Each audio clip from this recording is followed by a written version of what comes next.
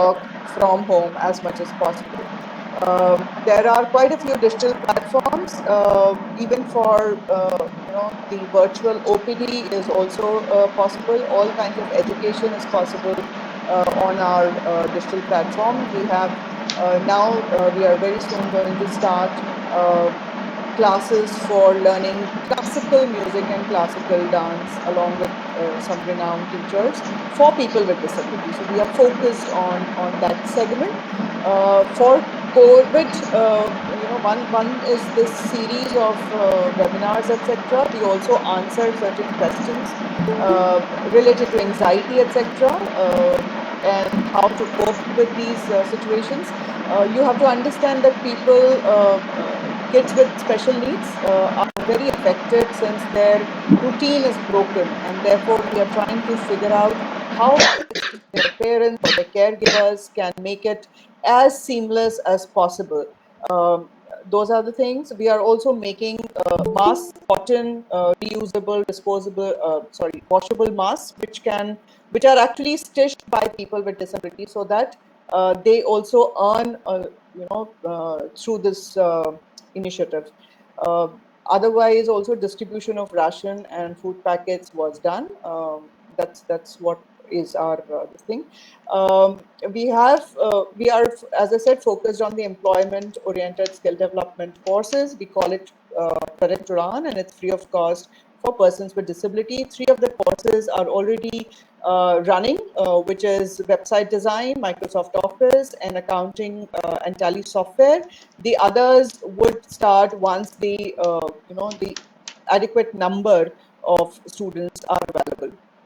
We do give certificates afterwards. These are our social presence across.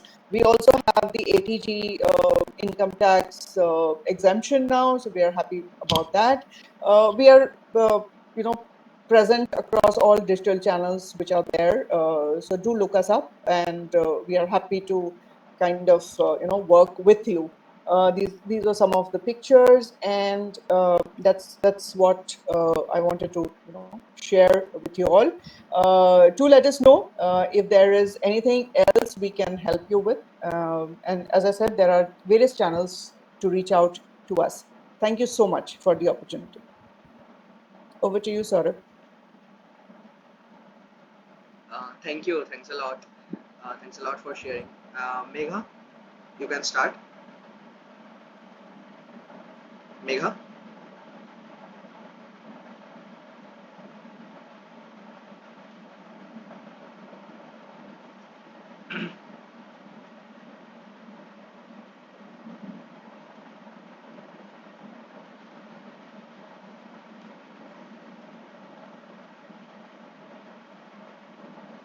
Hello.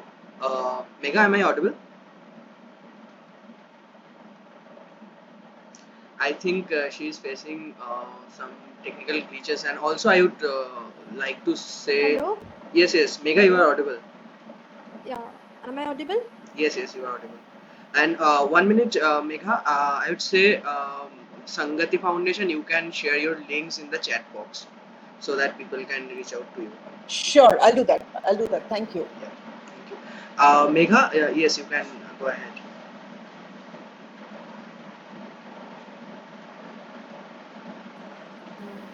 Good evening, everybody. We humans are social beings. As human, the relationships we form with the other human or non-human are really vital to our mental and emotional well-being, and most importantly, our survival also. This COVID-19 pandemic and resulting unexpected long lockdown period has undoubtedly stressed out all of us. One of the primary reasons of this stress has been the disruption of relationships. These relationships can be with our parents or maybe siblings, romantic partner, and sometimes it can also be with our furry friends also. With the combined efforts of Imosync Doctors for Pause, Shanghati Foundation, and Doctors for a Cause, we have organized a series of webinars remapping our mind. We are glad to have Dr. Tirthankar Guho Thakurata sir with us as a speaker. Today is the episode 3 of this webinar, Love in the Time of Corona. In today's episode, we will try to address all the relationship problems that are happening in our lives in present days and to find their best possible solutions can be. We will focus on these changing dynamics of relationships and also will touch upon various aspects to understand them in better ways. So, hi, I am Megha Shadukha, a second year MBBS student of KPC Medical College and Hospital, Jadavpur, and co founder of Doctors for Pause and a moderator of today's session. Before we start, Indrani Shannal, another co founder of Doctors for Pause, would like to tell a few words about our organization. So, Indrani, you can start. Hello, am I audible? Yeah, you are audible. Yeah. Hi, everybody. I am Indrani, a co-founder of Doctors for Pause. Doctors for Pause is a non-profit organization co-founded by 5 medical students of KPCMCH, all of whom are animal lovers. From buying fluorescent collars for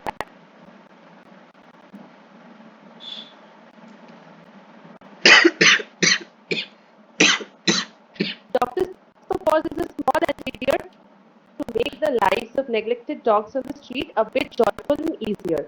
All our groundwork presently revolves around the strays within the college campus. That alone includes close to 40 dogs.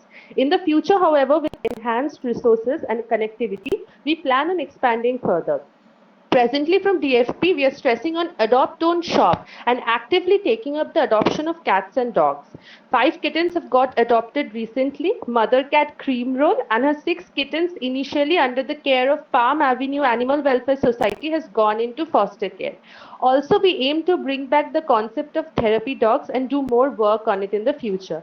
We are now taking in donations for a neuter or spay drive of the dogs within the KPCMCH campus. Initially for 8 female and 1 male dogs, an estimate of rupees 21,600 has been made. All donations are welcome to help us make this venture a success. And we are active on various social media accounts, Facebook and Instagram, where we give updates about our groundwork and try creating awareness about various issues through posts. To follow and share, the links are provided in the chat box. If you want to reach out to us, email at doctorsforpause@gmail.com. Thank you. Over to you, Megha.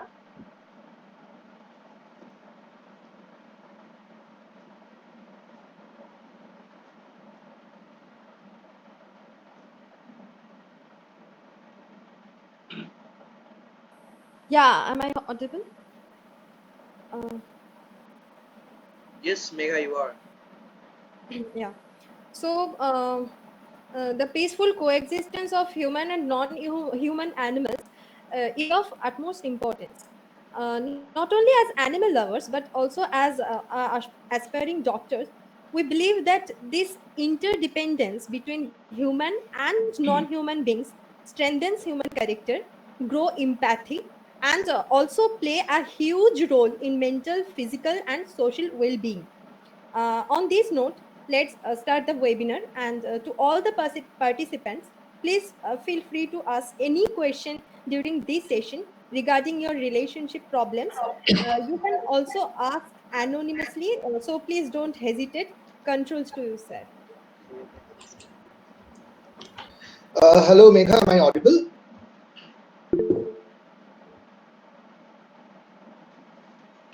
Yes, you are audible. Yes, sir, you are. Okay, but I think Megha got disconnected. Is it?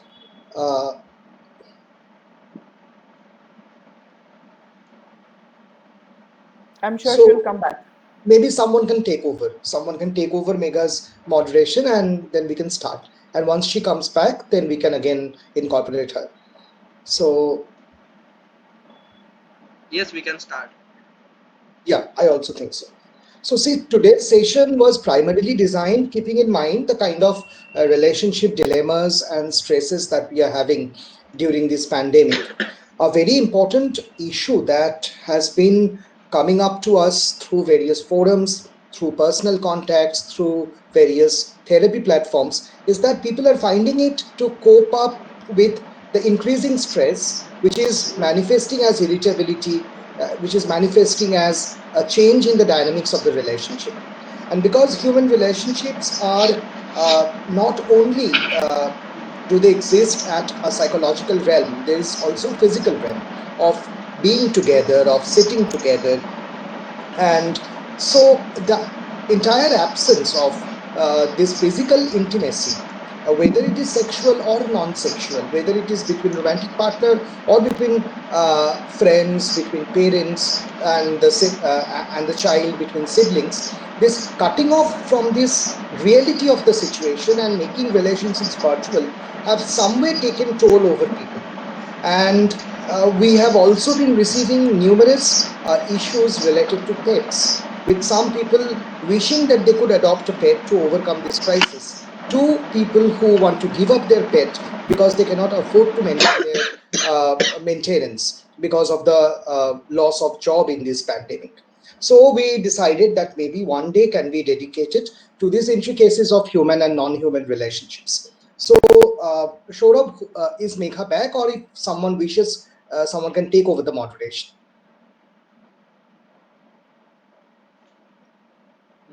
I think Mega is here. Mega? Yes, I'm here. Yes, yes. I Okay, actually faced some No problem, problems. Mega. You can start. okay. Let us start. Um,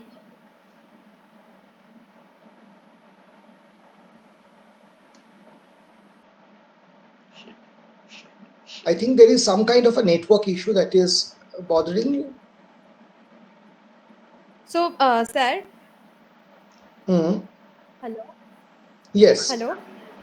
Uh, According to various emails which we have got in previous days, so there is sometimes a problem in difficulty in maintaining relationships of for those kids who have not confessed yet about their relationship to their parents. So can you please uh, tell us about the solution? How can they deal with their relationships and with the family both in this pandemic situation when they are all time in home and do not get in touch with their partners in Yeah, face to that is face? something that I was just now mentioning. And you know that, yeah, privacy is a big issue that has come up in this time, because you see that we all share not only individual physical spaces but also psychological spaces, and these psychological spaces are also intimately related with the physical spaces. I'll just give you a simple example to make this very complex idea more lucid. Say for example, when you are in the canteen uh, and you're sharing food with your fellow batchmates, that is a physical space called the school or the college canteen, but it also serves as a place where you connect psychologically, gossiping about what you did at home or in your locality or in the club, sharing your personal secrets, forming small clusters in the tables, and also creating those imaginary boundaries that make your group separate from the other group who is not supposed to get into the secrets of your life. So this is how physical spaces in a way also map out the psychological spaces of relationships that we have. This is true for everyone. There may be one corner in your house where you and your siblings have their own secret meetings.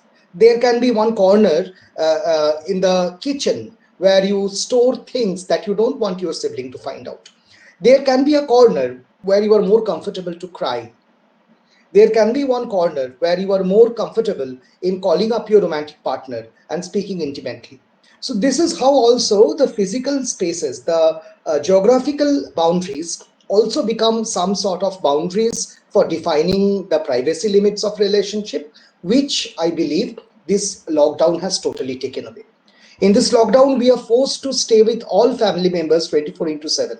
And because certain parts of the house where we live, however small or spacious uh, it is often reused by people with different intention. For example, the same table which becomes the chopping table for someone who cooks in the family will after some time become a table where the child perhaps keeps the laptop and attends the online class.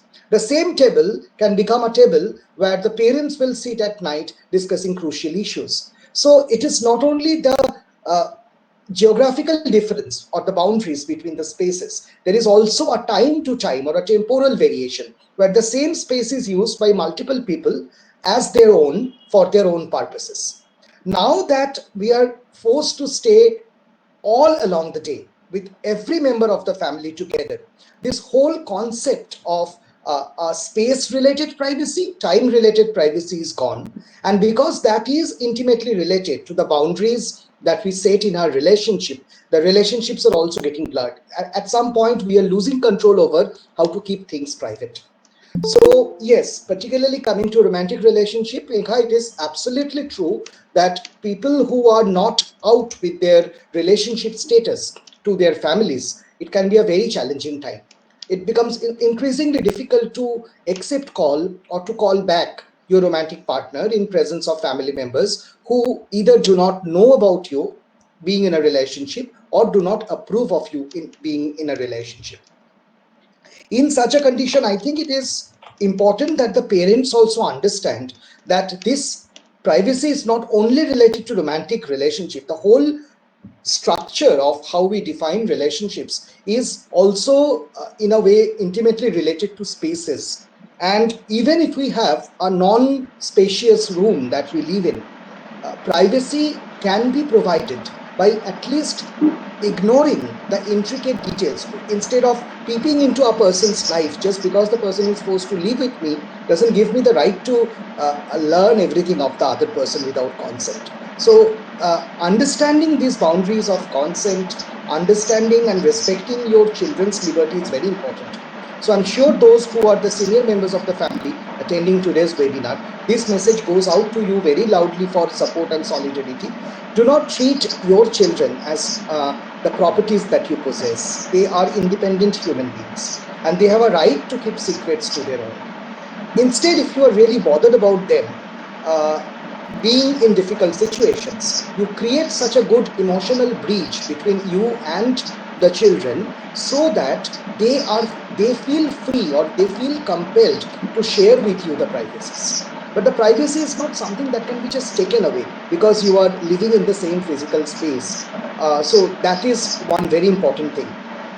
Second, a very important issue is as we are expecting privacy from others, we should also mutually reciprocate that. We should understand that the parents, the other members of the family, everyone needs their own time. So we all need some time to spend as our own. And if that time is needed by you, that time is needed by the other person as well. So making spaces for others, either by physical non-proximity or by ignoring the presence in a very respectful way. For example, you can listen to a song using your earphones, and this is the time when the other person can listen to another song without interfering with each other. So there are ways of respecting privacy, giving each other the time that they need, even though when physical spacing becomes very difficult. So that is one thing. Coming to relationships, it's a difficult time, Megha. It's important that both partners understand this and take advantage of the technological gadgets that we have nowadays for voice messaging, for video calling, for doing whatever small amount of communication we can do, and the rest can be done by maintaining privacy as much as possible. Megha. Yeah, yes, sir. Someone asked a question in chat. So the problem is that uh, I have a pet dog, and this lockdown has given me ample opportunities to spend time with him. Although it has been a wonderful time for us, I fear it will also have negative repercussions on my dog once the lockdown ends and I have to go back to work. My dog may suffer from separation and anxiety or even become depressed. So, is there anything I can do to prevent this? Yeah, actually, this is a very practical problem. Although dogs are enjoying good quality times with us because we are able to spend more time with them, this is a common problem that children, both human and non humans, can face. They are gradually getting accustomed with us spending long hours with them. And if this goes on in this way, and suddenly we stop this habit of staying at home when the so-called old normal returns, it will be really very challenging, because they are animals whom you cannot logically argue with. They are more emotional. So I think it is important that, keeping in mind that we also have to transition from this lockdown to the lockout period, it is important that you also transition your time. This goes out for small children also. So in general, maybe your dog had the habit of staying 2 hours or 3 hours alone at home, or with one person at home, for the time in which you were away for work. If that amount of time is not possible, at least take half an hour or 40 minutes away from you, from your daily schedule. Go and spend some time, if possible, in the terrace or in the balcony, and let the dog remain at home as the dog used to stay. That way, I think we can ensure that the dog will gradually understand that it is normal to miss my human being. So that way also a transitioning can be done. And that also simultaneously buys you time for your own self. Megha. Yes, sir. And the next question we have got from our email. Someone asked us that I have a pet cat and she is accustomed to eating fish almost in every meal. But as a result of this lockdown, commodities like fish and meat have become sparsely available in the local market. Or not getting fish, she is almost regularly throwing tantrums and refusing to eat almost anything. What can I do? Now, it is very difficult. I mean, it is actually very difficult to solve this situation because of the non availability. If the person can afford, the person can buy things online. That is one option. But this, although there is no immediate solution that I can tell here, but in general, this is also a general advice to all pet parents and human parents as well, that it is important to teach your child, whether it is a human or a non human, to adapt to situation. Non-adaptability is also a sign of making a person less resilient. Maybe a better way of saying that the child is spoiled. So there will be situations that are difficult. If I expect my dog to have only pedigree and no other food, then I am only causing more harm to the dog, because one day that particular brand or the company may not be available altogether. So it is important that the food is healthy but not necessarily branded. And the same goes out for the choice of fish, chicken, and others also. I know that we all love pampering our children, and so it is okay to give fish every day. But for the sake of the animal only, it's also important to alter the diet. Maybe one day you give a vegetarian diet based on soybean.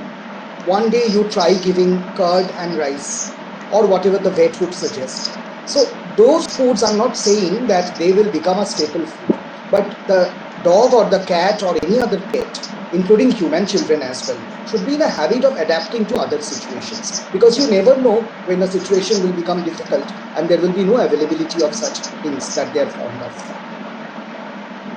Megha. Yes, sir. The next question is, there has been a growing tension in my relationship with my partner. She is more an extrovert person and I am more of a laid back person. She prefers more engaging media of conversation like voice or video call, whereas I prefer texting. Also, voice and video calling her from my house becomes a problem as my family does not quite approve of the relationship yet now. She is also attending the webinar. If you could advise something to solve this, it would be a great help. I see, this is a very individualized and personalized problem. So as far as practicable, I'm trying to generalize it and discuss here. Uh, we as human beings are, of course, independent personalities. Now, it is not necessary that when you get into a romantic relationship with someone, the person has to share one or more of the attributes that you consider important. What is more important is that you are able to accept each other the way you are. Now, this is more easy to say this than to actually perform this, because our expectations are linked to who we are, and the expectation of the other person are linked to who they are. And now coming to a point where they are mutually respected is more of an active process rather than something magical. Often I personally believe that the kind of expectations that we have about uh, romantic love, about sexual relationship, about being in a relationship comes from the popular notions of what an ideal relationship should be like. But unfortunately, the ideas of these ideal relationships are often based on fictions, TV series, or films that we see, where we see that there are many problematic content that goes out, things that are not really perfect are shown to be perfect. There is a fairy tale ending to everything. Extreme opposites tend to change each other in order to be with each other, but the way it is scripted is not how the real life always moves on. I'm not saying that you should be rigid and never change, but the change has to come gradually, and it has to come only if the person wishes to change. It is important that we understand that we can coexist without being similar. That is the most important thing.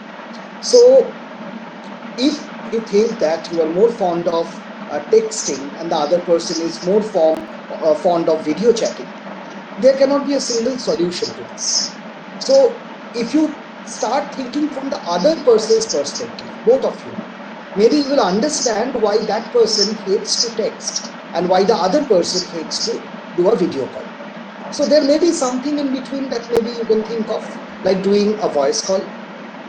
So maybe the other person does not want to see themselves in the mirror all the time. There is some kind of uh, uh, personality who is not so extrovert. Maybe the other person now who loves to do video calls is not so attentive or meticulous to type out something. Or maybe there is such a great force of conversation or number of words per unit time coming to the brain. It's easier to talk than to type. So both are issues that are very genuine. Both are issues that need consideration. Both are issues that can only be solved by you. So we as facilitators can only advise you on how to cooperate with each other. The exact solution cannot be given by us. Like we cannot develop an app and give you saying this is something in between both of your expectation. And I would also emphasize repeatedly that do not go by the standards of relationship thinking that things have to match at the end of the day. It is important to accept each other as different as you are and then coexist. And that applies to any relationship between a teacher and a student, between the parents and the children, between siblings, between friends, and also between romantic partners. Megha, is there any other question you'd like to address?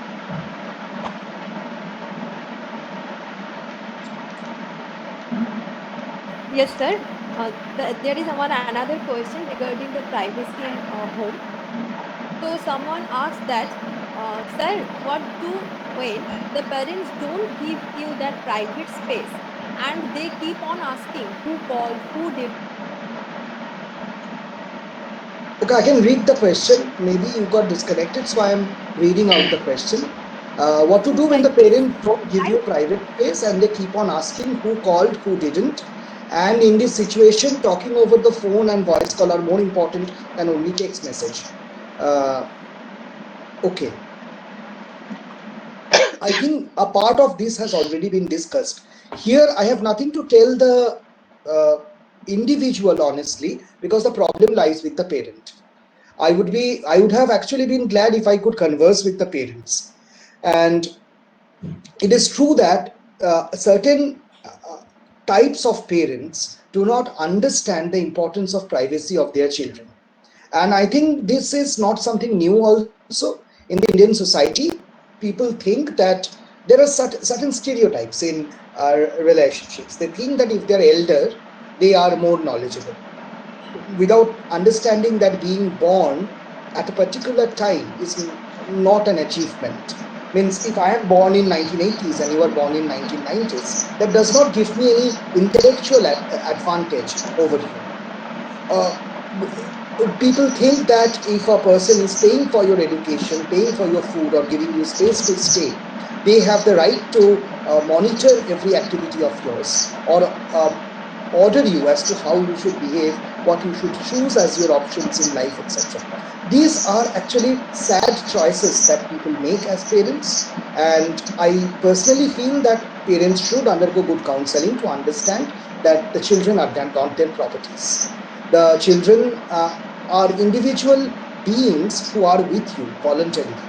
So it's not that you are providing for your child only to make, it is also that you are deriving the pleasure of becoming a parent out of them being with you. And this pleasure can be taken away from you if you are not a good parent. So sadly, such things are not understood. I only believe that the parents are convinced to meet someone like a teacher or a psychologist who can talk about this issue, and without making them aggressive, can gradually get this across the table.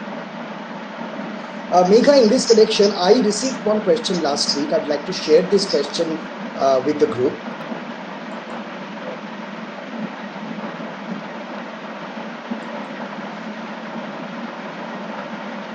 So,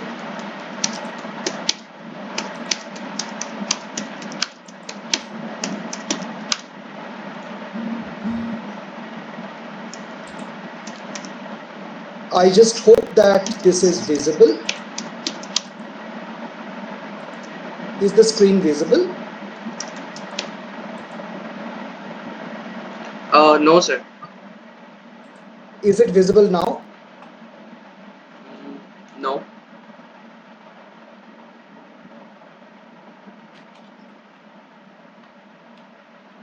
Okay, I'll try once more. I think it is visible because it's showing me in the inset. Can you just check if it is showing now as number 3? No, sir. Okay, I'm reading out the question. No issues. So the question reads that this is the question I was talking about. Yes, I am a school teacher. I have been giving or arranging classes for my students for the last 3 months. However, I have a 5-year-old child at home. My child does not understand that I am at work and keeps crying for attention.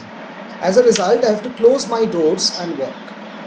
However, the thought of my child sitting outside the door and crying for me distracts me all the time. I think this is also in tune with similar issues that we have been facing over this time.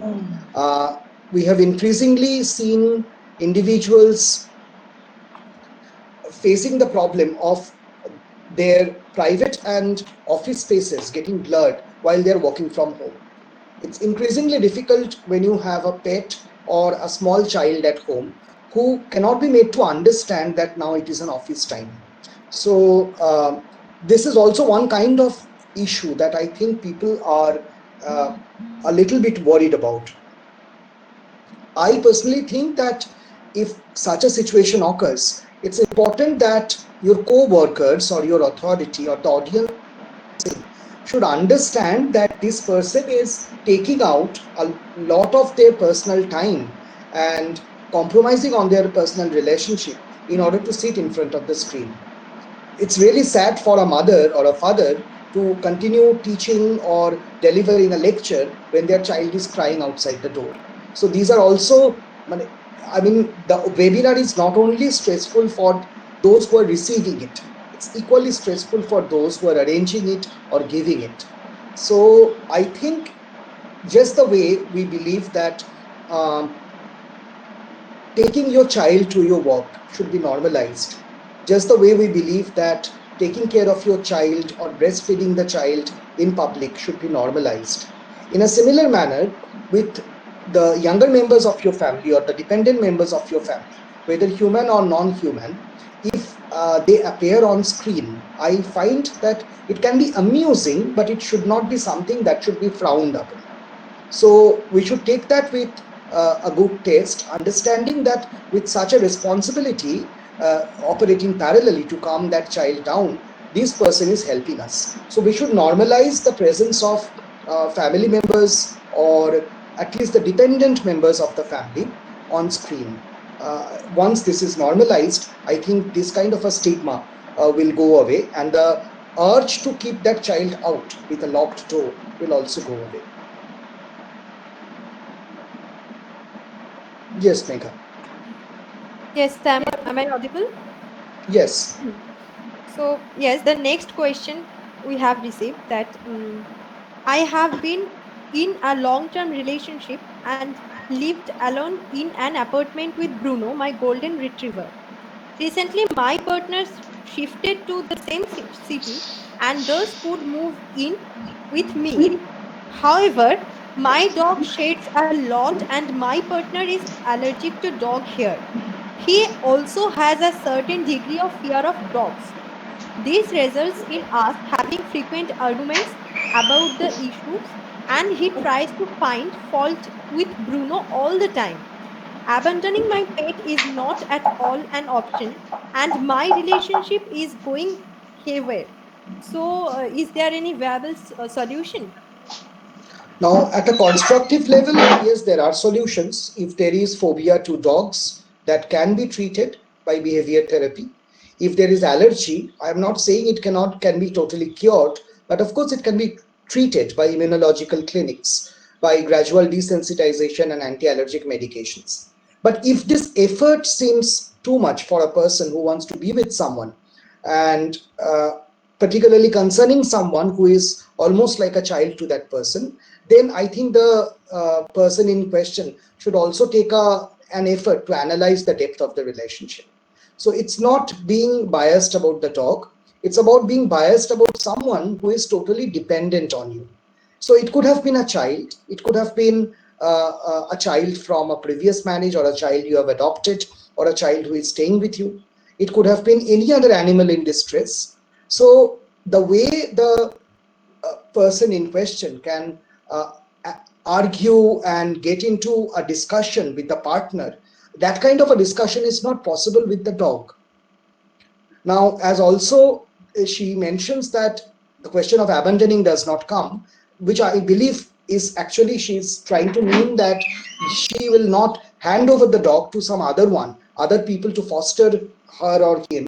So there is no other option than to stay with that dog. And if the option is to stay with that dog, then it has to be logically solved out, either by psychological and immunological treatment and gradual adjustment. And if that seems too much, then the relationship is actually too much on her. Yes, Megha. Yes, the next question we have received. Uh, with social media bustling with pseudosciences and false news, my parents quite often fall prey of those. But when I try to pursue them into understanding the flaws in those circulated concepts, they get offended quite often, and that disheartens me. Is there any way of putting information forward without insulting the ego of that person? Yeah, I can understand this. This problem is real. Uh, but most people who have been just exposed to the technology without understanding its fallacies take whatever that's coming through social media, particularly WhatsApp, to be very true. Now, honestly, there is no way than to confront. But if you really don't want to confront, there is one more way to handle this situation. That is, you will see that people who are complaining like this, I believe that this person belongs to the youth, and he or she believes that their parents are incorrigible. They believe in whatever that comes through WhatsApp. I also personally believe that you do not have a WhatsApp group with your parent. Most children do not have, for their own privacy reason. It's important that you build a separate WhatsApp group with your parents, and instead of directly saying that whatever they are receiving through other forums are wrong, you start sending the right message through that platform. Encourage the practice of questioning information. Encourage the practice of questioning something that you sent without hurting their ego. And gradually this belief will develop. Also, this gives you a window for them to share what they received, giving you an insight of the wrong information they might be in. So instead of confronting, you can also consider creating a platform together where you also share your own material and they also share their own, so that you know each other better and can engage in a healthy conversation. Megha. Yes, sir. The next question is also on the context of ego. People nowadays have an unnecessarily high bar of self importance, which, in my opinion, acts as a barrier in their achievement of knowledge. Is there any way of gradually dissolving the sense of ego to a level that people are more open towards new facts, which might even be constraints of their preconceived notions? Now, what you are asking here is something that underlines the very facet of knowledge, of acquiring knowledge. Um, See, there is no single way by which we can say that we can do away with a person's ego, because that is a part of what the person learns and also a part of what that person is. So it is our structure of our personality. It's also the way we perceive ourselves, the senses of stereotypes of superiority and inferiority that has been taught to us as we have grown up. That sets those barriers. I'm giving you a very simple example. If I think that in order to comment on a particular subject, you must have a master's degree on that subject. So I can be rude in asking people who are commenting on, say, gynecology or surgery or history or political science, that what is your qualification? Whereas asking someone of their qualification to challenge what they have said is a bias called appeal to authority and also personal attack. It doesn't serve the purpose.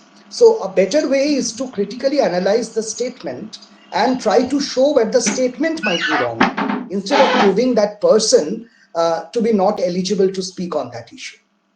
So, this comes from the kind of teaching that tells you that getting physical attributes or qualifications or letters after your name give you an authentic right of telling something about that subject, and you are always supposed to be correct. So this model of correctness is so much, or superiority is so much embedded in the construct of how knowledgeable you are, that at times you tend to forget that it's important to know what we do not know. That is the bigger part of learning. That is something also which this education system does not support. It is the education system that is based on ranking. It is an education system where you learn to be the topper. You don't learn to be someone who can contribute productively to the subject or enjoy the subject. So there are a lot of things going on in the background that can contribute to this kind of ego, and it is not something that can be solved by a simple behavior therapy. Sometimes the sense of superiority complex that people have uh, are expressions of their own insecurities as human beings that they faced while growing up. So you will see many people making their points more valid in terms of their designation, in terms of their caste, in terms of their family heritage. These are all sorts of stereotypes that have been fed into that person, saying that this is what makes you superior. And that is where the ego stems from. In this connection, it's very interesting if you have heard of the knowledge versus confidence curve. As we start getting more and more knowledge, our confidence level increases. This goes on to one point where the confidence is maximum. Then gradually, as you acquire more knowledge, you are exposed to the diverse ways in which nature operates. You understand that the same rule doesn't apply anywhere. So your confidence starts to fall. And with this falling confidence, you are exposed to the variations in nature, the multiple truths that can coexist parallelly. Then gradually, as this very divergent nature of the nature unfolds in front of you, your confidence level rises, but never goes up to that inflated ego stage. It always remains moderate. This is called Dunning-Kruger effect. And this explains why very knowledgeable people are usually more modest, a bit confused, and a bit more humble than people who have half knowledge. This is the reason why someone talking about the physics of a rocket will be very confident at the level of college, but will be very humble, a bit doubtful at the level of being a scientist. Because then you know of the possibilities where the theory is wrong also, not only correct. So in general, narrow knowledge, narrow exposure makes a person egoistic. you cannot do away with that. The best way is to expose the person to the other variations, other forms of knowledge that can probably break the stereotypes that they have. Yes. Any other question?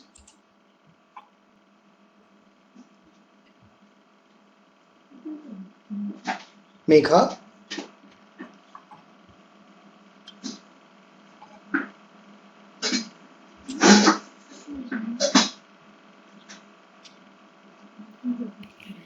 Sir, I think there's some issue with our network. So I think we can Okay. proceed to the Yes, next question. sir, Yeah, this yeah, sure. question is from an email we received. Sir, I am a third year. Hello? Hello? Yes, I can hear you.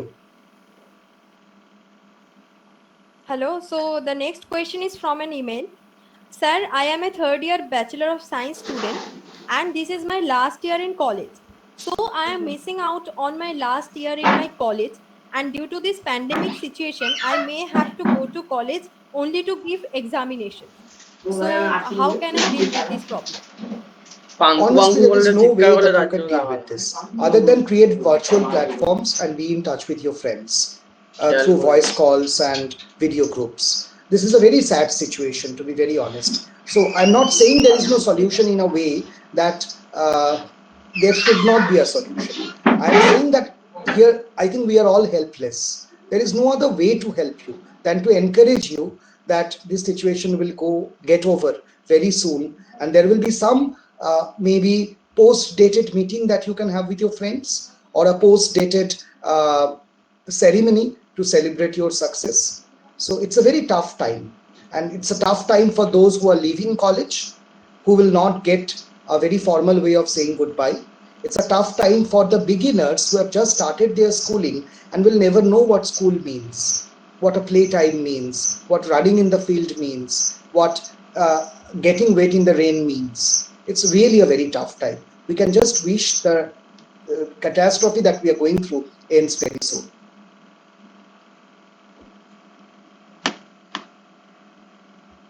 Yes, Megha.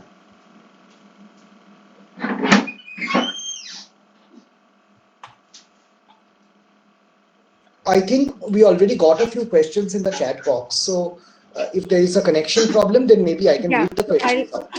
I'll go ahead, sir. I'll just read Yeah, out the yeah, sure. questions to you. Sure. So, sir, I'm in a relationship for the past 2 years, though I was very dedicated and committed towards it. But this physical distance and lots of fight are making me numb. I love that person very much, but I can't feel anything anymore. I'm also suffering from depression and hopelessness for a long time. What can I do? This is really a very difficult situation because physical intimacy is a very important part of the romantic intimacy as well. So if you think that it's going to a stage where the relationship cannot be sustained, I would suggest that both of you visit a therapist, a psychiatrist or a psychologist. There are virtual ways in which you can feel like being in physical touch with each other. There are virtual ways that can give you the communication thrill that you have while speaking face to face. But of course, they cannot be substitutes to real physical meeting in person. So there are different couple therapies that can help in this regard, and I strongly suggest that you visit someone for therapy, whether medical or psychological. Okay, sir. Hello, am I visible? Am I audible? Yes, you are audible. Hello? Along with a small child. Yeah, Yeah. the next question. Can I proceed? Okay. I have two dogs at home along with a small child of 2 years. The dogs are very docile and friendly, but my daughter tries to play with them, often by pulling their ears or tails. Once she have tried to stick her finger in one of their eyes. My child is too small to make her understand what she does is wrong. The dog, I do get irritated sometimes, but do not react aggressively. But I am still afraid that what if they harm her as an act of self-defense? Can I do anything apart from supervision? Okay. See, this question can be read in different ways. One interesting way to read the question is the dog has never attacked the child. but the child tried to poke the finger into the dog's eye. And after providing these two contrasting information, the main concern of the parent is if the dog will harm the child and not the child will harm the dog. So you can easily understand the kind of psychology we have as pet parents. Here again, your own human child comes first, although there was no sign of aggression in the dogs in your own confessed story. And in your own confession, it is the child who unknowingly tried to harm the dog, and your first concern is not the child harming the dog, but the dog harming the child. So, yeah, that is what makes us human, sadly. I personally believe that even if the child does not know what is right to do and what is wrong, the parent does. So there should be a physical distancing if the child cannot be well mannered. And gradually, as the child grows up, 1 or 2 years down the lane, he or she must be taught the right ways of dealing with a pet. Understanding that a pet is not a soft toy. A pet is an animal and a member of the family. The pet needs to respect the family members, and the family members need to respect the pet. Otherwise, maybe the cohabitation is not possible. Yes. Yes, the next question is uh, parents often compare our achievements with those of our peers. They constantly say that everyone is working harder, studying more, etc. during this lockdown. This is putting a strain on my relationship with them as well as on my mental health. How can we come to an agreement on how productive it is reasonable to expect to me to be? There is no parameter or scale of success. So, to be very honest with you, uh, you can be productive in your own way. That is all that we can expect you to be. You are not meant to be someone else.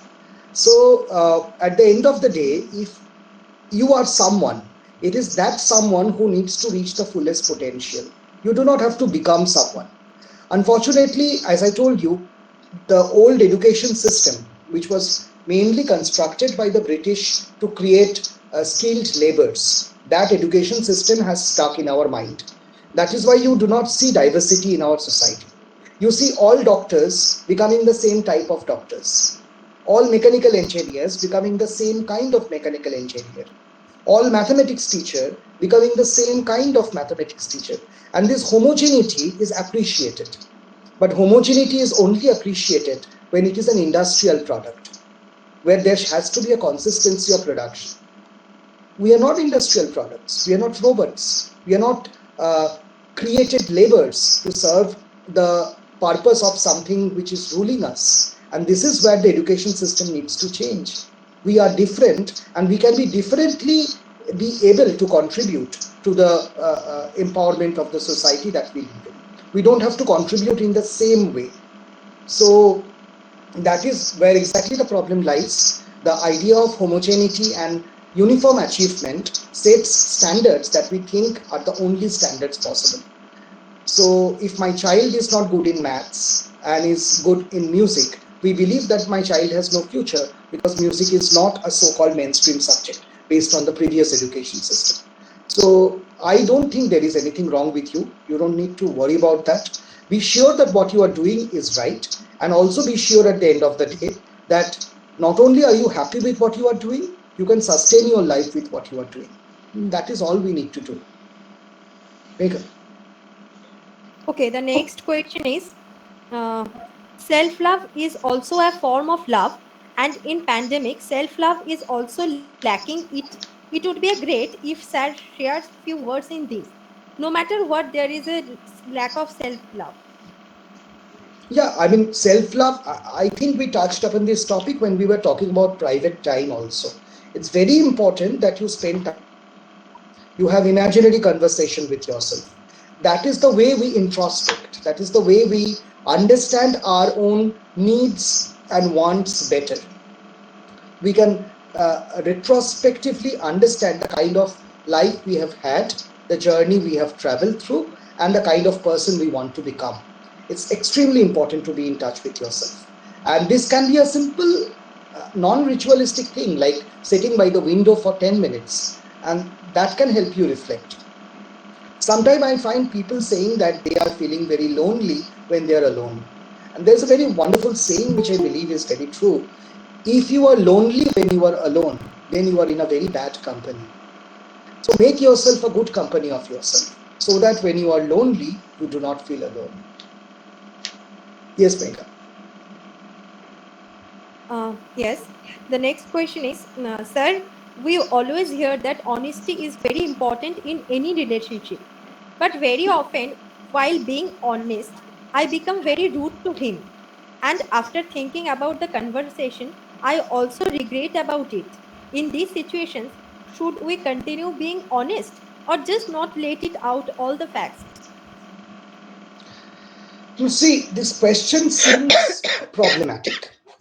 Problematic in the sense that the question conveys many things that are in between the lines, which are not very visible in the question. So I'm just reading out the question. If it says that we always hear that honesty is very important, when we say we always hear, who always hears? Who says that? Whoever said that? And it totally depends on the kind of surrounding that you surround yourself with, who you consider to be your contact domain, who will say such things. So I'm not criticizing it, I'm just showing the way the question has occurred in the mind, saying more about how this kind of questions come into being. So when we start a sentence by saying everyone knows that there is God, and so I'm asking this question, there is a presumption that A, there is God, and B, everyone believes in that. And if you don't believe in that, this question doesn't apply to you. So when we say that we always hear that honesty is very important, we are acknowledging this fact without any analysis that honesty is always the only most important thing, and then the rest of the question comes. My answer is no, it is not. I don't think we have all been honest throughout our life. It totally depends on our intent. By dishonesty, I do not mean being disloyal. By dishonesty, I am saying that a very honest, harsh truth can also be said in a more polite way. That is also an art. That is not an art of hiding, that is also an art of speaking. You can comment on someone's skin, being conscious that you talk about a medical condition and not about the complexion. That is also honesty. That is a more humane way of being honest. So there are certain things which may be honest, but which have to be expressed in a more sensitive way. So just being valiantly honest with limited vocabulary is not the right kind of being honest. That's true for everyone. Suppose there is a student, I do not think that the student will be able to pass. So will it be very honest that if I go up to the student and say, you have no chance of passing? Or instead, understanding that the chances of passing are very bleak in this child, instead I will start encouraging, saying that you are already good, but this is not enough, you have to be even better, because I can see that potential in you. I was not being dishonest, but at the same time I was not being honest. I was honest in a way in which it will be helpful for the other person. So I think honesty is important, but being rudely vocal is not honesty. That is only one way of being honest. There are many other ways of being honest also. So I think these are things that we should consider while we are in any kind of relationship. So if it protects the relationship using kinder words, then we can be honest using kinder words as well. Yes, sir. The next question is, I have a pet dog at home. Due to this lockdown, I have to I have got to spend a lot of time with him. But in the previous month, I had my first baby, and now therefore most of my attention goes to the baby. So my dog no longer gets the undivided attention as before, and this has resulted him in misbehaving and becoming more aggressive. I fear he might hurt the baby in any way because of this, and I am anxious. Please help. Yeah, because I think the answer lies in the question. If the pet parent is understanding that the dog is getting jealous, then at least some time should be totally dedicated for the dog. This is kind of things that you think of before adopting someone. It's almost like having a senior sibling. It's nothing different from that. If I have two children, can I give an excuse that because this child is very young, has to be fed every hour, his or her nappy has to be changed every minute, so I cannot take care of the older child? If that excuse stands, then this excuse stands. And if the other excuse sounds very inhuman and impractical, this is equally an impractical excuse. It's true that the total amount of time devoted to the dog or any other pet will decrease, but it doesn't mean it has to become zero. At least give extremely good quality time for the small time that you are only spending with your pet, so that there is no jealousy developing between them and they respect each other as siblings. Okay, the next question. Um, this lockdown has left my mental health in shreds. I have become very prone to anxiety and panic attacks. I have always been an introvert, and although I feel very lonely at times, this lockdown has made me resent social interactions even more. Will buying or getting myself a pet dog now in the lockdown be of any help? Yeah, this is a very important question because we are hearing of people who are wishing to uh, get a pet for the family because they are extremely bored or becoming anxious in these trying times. Pets are very good, important sources of therapy. But there are also certain things that are in the question which I'd like to highlight. First, I do not personally, it's my personal opinion only, which I think is also shared by the other organizers of today's session. Buying a pet is always a very inferior option because it promotes the trait where a mother dog is repeatedly sexually abused, repeatedly made to breed, and the children are taken away from her even before they give up suckling milk. So that kind of mistreatment, it goes even beyond that, is not something that we really want. There are so many Indian dogs, even breed dogs, who are abandoned in rescue centers and on the streets. So I think it's always wonderful to adopt someone who is in need from the shelter, from the adoption appeals, or from the street, and get the mother dogs in the street spayed properly. Secondly, coming to the adoption process itself, it's true that dogs can be a good source of therapy. But Hello, sir. again, yes, am I audible? Yes, you are, Yes, sir. sir. Please proceed. Continue. Okay. So it's also important that we understand that I mentioned before that a pet dog or a pet cat or an animal is not a stuffed toy. So it is not something that you get to get rid of boredom. That is not the purpose of having a pet. A pet is a family member. So before you get a family member into your family, there are questions to be answered. So it's like, why do you need the pet? When this pandemic is over, who will take care of the pet? Who will be with the pet, stay with the pet, or take care of the pet? Are you in a financially strong position to take care of the medical and other needs of the pet? Do you have a space where the pet can go around? Do you have someone to take the pet out about twice a day? So if the answers to these questions are no, then no. You get yourself a soft toy, don't get yourself a pet. Yes. Sir, the next question is, uh, sir, I am a homosexual person and my family is not aware of that fact. As far as I know them, they will not able to adjust my sexuality. So in this pandemic situation, how will I manage my relationship in residing in my house with my own family? Now, this is again, I think, a situation that's very similar to people whose relationship status are not out. Added to this, there is a challenge of being criticized or being stigmatized on account of one's sexual orientation. So, if the person concerned is gay or lesbian and not out to the family, yeah, it can be very difficult to suddenly come out and understand that coming out is always and it should be a planned process. Accidental coming out is of no good because it causes kind of a shock reaction. And I am totally in favor of coming out, but I believe that in a situation where you are forced to stay with your parents, whom you believe may not be very approving of your sexual orientation, coming out can end up in being mentally or physically tortured, which is not something I would want people to suffer from. So make sure you have adequate support system before you come out. Either you are financially independent, or you have a good job, or you have a good number of supporters, friends, siblings, or someone to take care of you, at least of your emotional need, in case you have to break up with the family. This being said, I personally think that if your relationship status is not out, do not keep it, do not out it just for the sake of outing it.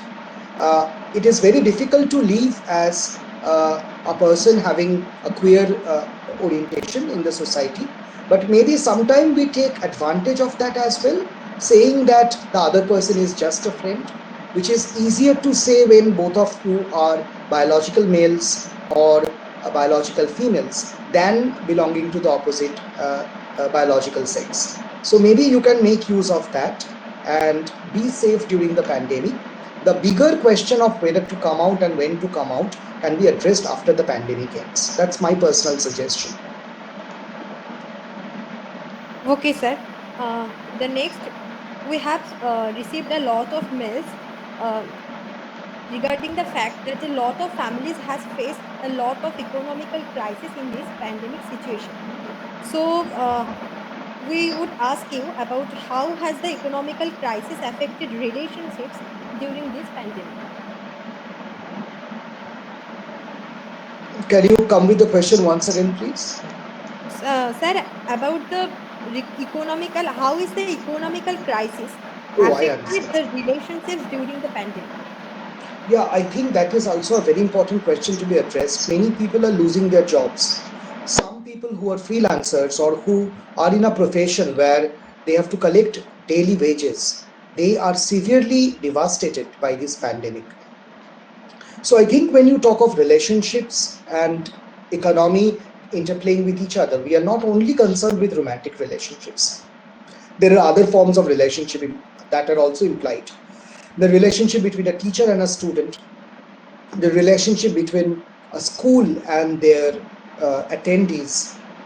It's about paying the fees and being part of the school culture, being able to pursue education. It is also about the relationship that you have with people who work under you, like maybe the person who cleans up your house, who assists you in cooking. Are you still being able to pay them even if they are not coming to your house? So relationships are getting affected. Social uh, hierarchies are becoming very prominent in the survival in this pandemic. Recently, we came across a very sad case where someone had to give up their pet because they could not take care of the pet financially. So, usually, we get cases where there are cases of abandonment, cases of abuse. In a way, they are easier to deal with because you know that you can villainize the person on the other end and look for a hero. But here, it's not a similar situation. Here, the person who is giving the pet up is a hero who is ready to sacrifice the love for the pet for the better, for the well-being of the pet, and then you are looking for another compassionate hero. So things are really difficult, and I just wish that people survive their relationships in this time of very severe economic crisis. It's also the time we should take care of each other, at least be in touch with the people we know, knowing at least if they're getting 2 square meals a day. So if you are more fortunate, if you are more privileged to have 4 square meals a day, maybe you can reduce that to 3 square meals and share one meal with someone who is not equally privileged, be it a human being or an animal. That's the least we can do as human beings. Okay, sir. There is one continuation of the question that we have received for the person who asked about that homosexuality that was not aware by his or her family. So there is one question that also my parents are forcing me for marriage right now. How do I deal and how do I make them understand? I do not know the age of that person, first of all. Also, the assigned sex or the identified gender of that person. So, because you know that these are things that affect the marriageability of a person in a society where you are forced to marry. The best excuse at this point of time will be COVID itself. No one wants to get married in a COVID situation and get all the invited guests infected. So, instead of getting into a fight, maybe we can uh, postpone the marriage only on account of COVID and then find a new excuse once the COVID situation gets well. Okay, sir. The next question is I have had a heartbreak in May. I believe I am recovering gradually, but at the same time, I have to acknowledge the presence of this emotional crisis in me. Even if the scale is lesser than before, I am an artist and a graphic designer, and this lockdown was meant to be a good time to channelize more potentials in terms of art. But lately, I do not feel the urge to create. Things were not like this before. Is it okay to procrastinate without guilt as long as I don't feel I have not fully recovered? Yes, absolutely. It is absolutely okay to procrastinate. What you are calling procrastination can be, in a more positive way, seen as your healing process. You do not have to be certified to be productive by the rest of the society or be productive in terms of the visible productions that you are making. You can also take time to grow to a person, grow into a person who is emotionally more stable, who can make his or her own new choice without guilt, and use this period of healing for a better creativity and productivity when this kind of a global pandemic is over. So absolutely there is no necessity to be overtly productive or visibly productive in front of others. Please feel okay to be non-productive in your own way. That is perfectly all right. Megha, I think we have reached a threshold of time. So Saurabh, Anurakti, how many more questions can we take?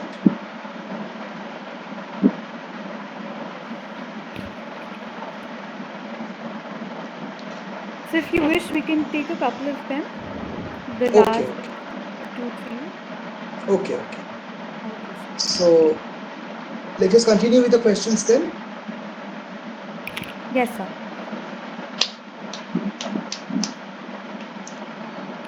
So, sir, the next question that is being asked is realizing when a relationship has become harmful or toxic for you. Now that is itself a very big question. Um, there are many elements of toxicity in a relationship. The easiest way probably to understand that the relationship is toxic to you is that you are constantly made to feel guilty. So no relationship at the end of the day should make you feel that you are an inferior human being. So if the other person is trying to make you feel that you are inferior constantly, not only in terms of having a casual fight, then maybe it is a toxic relationship. If it is a relationship where 10 times out of 10 times it is only one person who has to apologize, it is definitely a toxic relationship. If it is a relationship where a friend or a romantic partner is asking the other person to cut off all tie with the previous connections that the person has, it is a toxic relation. A healthy relationship accepts you the way you are, otherwise, we'll go for a different person. We have no liability of being in random relationship with someone and then carve out my desired kind of person out of that person. That is something that simply doesn't work. So if there is a tendency of doing that, then the relationship is really sour. Okay, sir. Thank you, sir. The next question being, my aunt is having some kind of mental distress as since morning, the minute she wakes up, she starts crying and intend to lie down in bed until the afternoon. Her worries are very vague. She thinks she's not able to work like us, like the way she used to earlier. She has anger issues. She's currently 65. Can we do something to help her except medicinal help? See, I do not know the kind of mental distress that is there. If it is the so-called psychotic spectrum illness, like a bipolar disorder, schizoaffective disorder, or schizophrenia, drugs are the most important things to calm down the mind. If it is dementia, then the treatment is difficult because most drugs will not work and there will be additional psychotic features. If it is a mood disorder where the issue is mainly related to a low mood or anxiety, then along with drugs, behavioral therapy, engaging in pleasurable activities do help. So I think it's important to know the kind of personality that her aunt is. They will know better what are the things that she likes, what are the things that she dislikes, what are the things that make her angry. In this lockdown, there are many things that maybe she cannot access. none of us can access all the things that we liked. Out of that, what is the minimum that we can do? Because if a lady is having mental health issues and is also as elderly as 65, uh, I think in a way you treat them as people whom you don't argue with, you deal with them more emotionally. Also important is that without knowing the diagnosis, I'm just assuming if it is a sort of dementia added to a psychotic or neurotic disorder, then it's important that you do not challenge them at every go. So if they're claiming something which is not correct, instead of correcting her, say yes to that if it is harmless. If the person is saying that in the morning you did not feed me, although you know that you made the breakfast, do not challenge her. Say that, oh, I forgot, I'll get you food right now. So these are the ways in which the emotional outbursts can be largely controlled, catastrophic reactions can be largely controlled, and the person can become physically well, if not, the condition can be cured. These are actually coping strategies with old individual, where you do not challenge them much, and if it is a harmless delusion, you usually keep it intact. You do not try to challenge the delusion. Yes, Anurag. Okay, so I think so we can wrap up now. We're Yeah. done with all the questions. So thank you so much, sir, for answering all the different questions that people had. Anurakti, And I yes, think uh, I think we can take two more question. We have two more question. oh, okay, Uh, okay, okay. I'll just address those to sir. Thank you. Okay. So I think one question has come up already. Yeah. Uh, the question says that I'd like to ask how to work with a student who has an above average curiosity about every topic so that his school course can be fulfilled without discouraging him to ask more questions or be more curious. In today's age, when technology is no bar and the information about the whole world is actually within your palm, so I think it is not a very difficult task. It's important that you initiate a discussion through the school curriculum because that is what the school demands. And whenever and whatever question that the student is asking, maybe you can ask the student to maintain a personal diary where all questions will be jotted down. And then once a week or twice a week, you sit with the student, talk about the questions, and give that child the necessary resources of where to find the answer. You do not give the answer, you just give them the source, so that in course of that it becomes a searching process and there is a widening of the horizon. So for example, suppose while reading about germination of seeds, suddenly he has a lot of question about say the prehistorical plants. That's not in the syllabus. Do not give him a ready-made article on prehistorical plants. Instead, try to guide him to some video channels, to some websites that deal with the paleontology, and let him or her find out the answers. And then the next week again you discuss. That way, we will not only end up encouraging this behavior, it will become more of a searching for something activity which he or she might like, and will end up in more questions which will be more healthy for the child. Thank you, Yes. sir. So the next question be impact on one's mental health due to inability to attend a close one's funeral or see someone for the last time due to the pandemic. This is actually something very serious, and it's very difficult to give a solution to this. In this time, it's absolutely not possible to meet someone who is COVID positive and have succumbed to it. That can be disastrous. This only shows, in a way, Anurakti, you see how a pandemic changes the way we define rituals. So there is a time when not seeing the dead person who is close to you can be very traumatizing, and even now it is. But now it is gradually becoming a norm. We do not know what will happen 50 years down the line. So this is the kind of effect, the psychological, sociological effect that a pandemic can have, to the extent of this that you cannot see your beloved people. So there is actually no solution to this. Honestly, I don't have a solution other than to feel the pain and empathize with that. Okay. Thank you, sir, for this wonderful session. I think we're done with all questions for the moment. Thank you. I would now like to transfer the mic to Sai Kishan, Menon from DFC. Sai Kishan, could you please take over?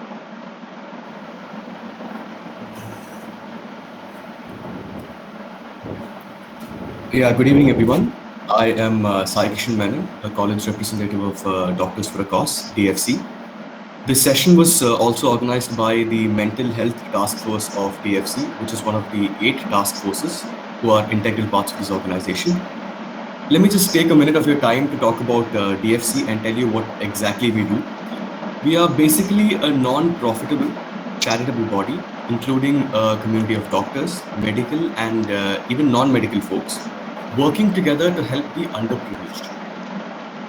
We have been involved in a lot of groundwork as well as online activities, including debates, discussions, webinars, games, and many other ways of providing awareness regarding various aspects of health in an innovative manner. Ultimately, our goal is to reach out to the unreached and let them know that we as a family are there for them. Please do not hesitate to contact us if you have any other doubts or if you want to be a part of this change. Thank you so much.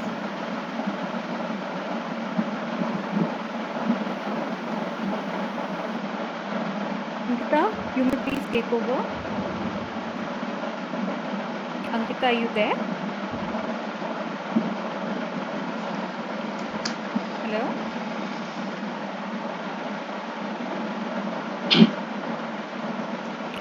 Ankita, can you hear me?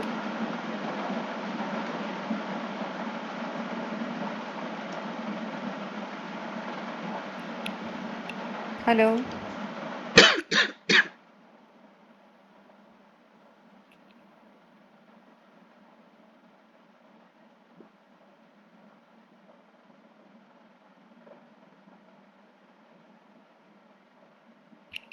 Hello?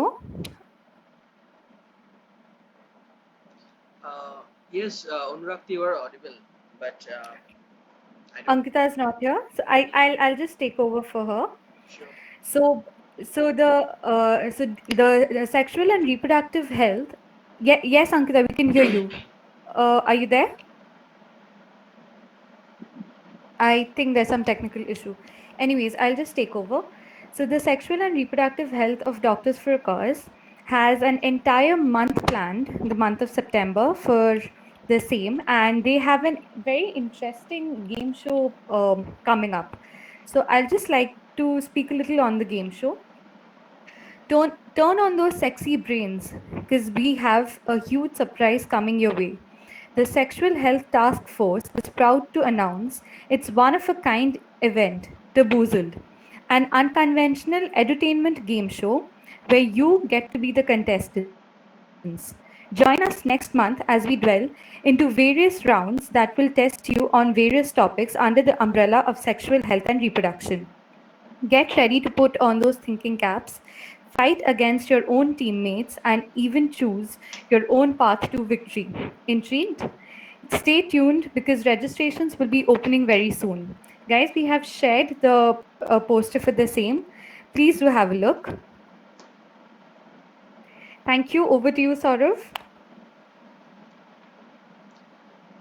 Thank you, team Doctor for Cause, Doctor for Pause, and Sangati Foundation for joining the hand and making this sessions are so successful and people are joining. I would like to thank these people who are with us today. We faced some technical difficulties, still you people managed to join. It means a lot, and thanks a lot for your patience. We will take another 5 minutes probably at max. We have something to share with you. So, as Dr. Tirthankar Gaur mentioned in few problems, answering few problems that we have been facing this economical challenge, where people are going through their mental health problems due to lack of financial access, and we are very privileged that we are attending this session on internet using our smart devices. So, EmoSync is trying to reach out to people who are facing, especially the students who are facing these financial problems, and trying to collaborate with few organization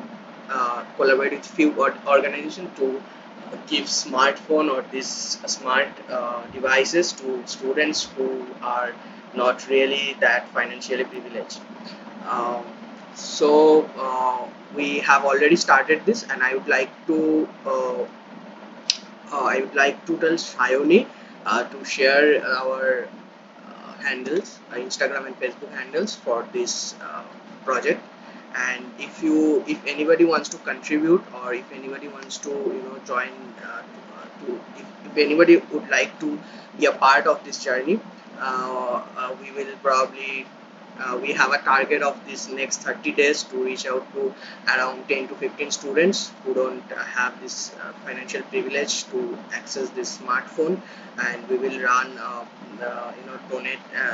donation campaign to help these people. So if anybody would like to join this initiative, Shiny has already shared the Facebook and Instagram ID.